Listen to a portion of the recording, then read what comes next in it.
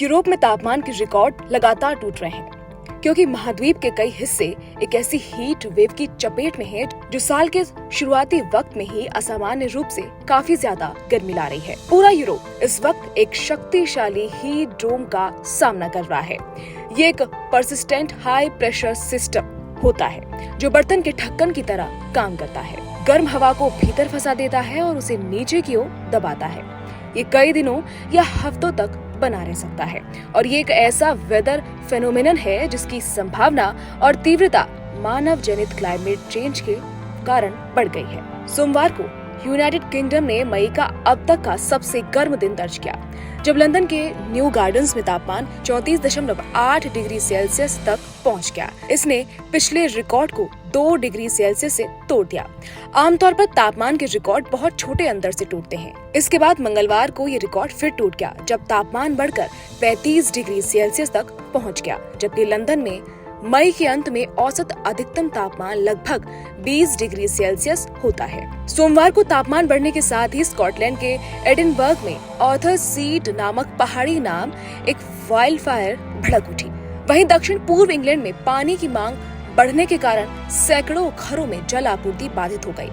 Britain में रात के वक्त भी राहत नहीं मिली। यहाँ ट्रॉपिकल नाइट जैसी स्थिति देखी गई, जहाँ तापमान 20 डिग्री सेल्सियस से नीचे गिर गया। ये तापमान सुनने में भले ही बहुत ज्यादा न लगे, लेकिन यूके जैसे देशों में ये बेहद असहज और खतरनाक हो सकते हैं, क्योंकि यहाँ के अधिकतर घर गर्मी को बाहर रखने के लिए पर्याप्त इंसुलेटेड नहीं है और केवल लगभग 5% घरों में एयर कंडीशनिंग है। पिछले हफ्ते यूके के क्लाइमेट चेंज कमेटी की एक रिपोर्ट में कहा गया था कि देश ऐसे क्लाइमेट के लिए बना है जो अब मौजूद नहीं है। मेट ऑफिस के प्रवक्ता स्टीफन डिक्सन ने कहा, मई में कभी कभी गर्मी की लहरें आती हैं, लेकिन जो हम अभी देख रहे हैं वो अभूतपूर्व है। उन्होंने बताया कि क्लाइमेट चेंज की वजह से मई में तापमान के रिकॉर्ड टूटने की संभावना बढ़ रही है। जो घटना पहले 100 साल में एक बार होती थी, अब वो लगभग 33 साल में एक बार हो रही है।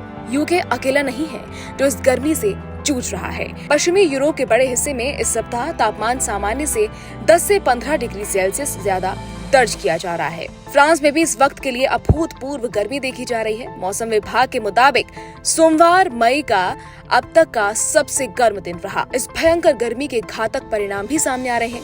फ्रांसीसी सरकार प्रवक्ता मॉड ब्रेजियोन ने बताया कि 7 लोगों की मौत सीधे या परोक्ष रूप से गर्मी से जुड़ी हुई है, जिनमें कम से कम 5 डूबने के मामले शामिल हैं। साथ ही खेल आयोजनों के दौरान ज्यादातर गर्मी से जुड़ी मौतें भी हुई हैं। रविवार को पेरिस में एक रनिंग इवेंट के दौरान 53 वर्षीय व्यक्ति की मौत हो गई, जबकि लियोन में एक हाईरॉक्स स्पोर्ट्स इवेंट के दौरान एक महिला की जान चली गई।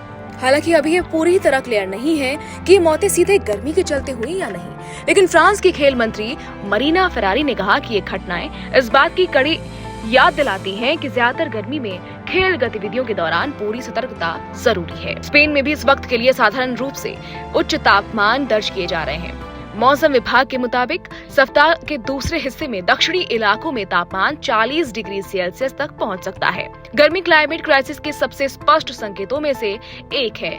फॉसिल फ्यूल्स के जलने से निकलने वाली गैसें पृथ्वी को एक कंबल की तरह ढक लेती है, जिससे तापमान बढ़ता है। वैज्ञानिकों का कहना है कि क्लाइमेट चेंज के चलते हीट वेव्स अधिक बार और ज्यादा तीव्र हो रहे हैं और यूरोप दुनिया का सबसे तेजी से गर्म होने वाला महाद्वीप है। आयरलैंड के माइनूथ यूनिवर्सिटी के ICAR US climate research centre के निदेशक पीटर थॉर्न ने कहा, इसमें कोई शक नहीं है कि इस तरह की हीट वेव घटनाएं क्लाइमेट चेंज की वजह से ज्यादा संभावित और ज्यादा गंभीर हो गई हैं। उन्होंने ये भी कहा कि यूके और फ्रांस में जो रिकॉर्ड बन रहे हैं वो हैरान कर देने वाले हैं। इसके रिजल्ट्स काफी घातक हो सकते हैं। साल 2024 जो अब तक का सबसे गर्म साल रहा, उसमें यूरोप में 62,000 से ज्यादा लोगों की मौत गर्मी से संबंधित कारणों से हुई थी। उभरता हुआ एल नीनो, जो एक प्राकृतिक क्लाइमेट पैटर्न है और वैश्विक तापमान को सामान्य से ज्यादा गर्म कर सकता है, 2026 और 2027 को और भी गर्म बना सकता है। वैज्ञानिकों ने चेतावनी दी है कि आने वाले सालों और दशकों में और भी ज्यादा चरम गर्मी देखने को मिल सकती है। ये साल भले ही रिकॉर्ड के सबसे गर्म सालों में से एक हो, लेकिन संभव है कि ये हमारे जीवन काल के सबसे ठंडे सालों में से एक साबित हो। ABP लाइव के लिए श्वेता शर्मा की रिपोर्ट।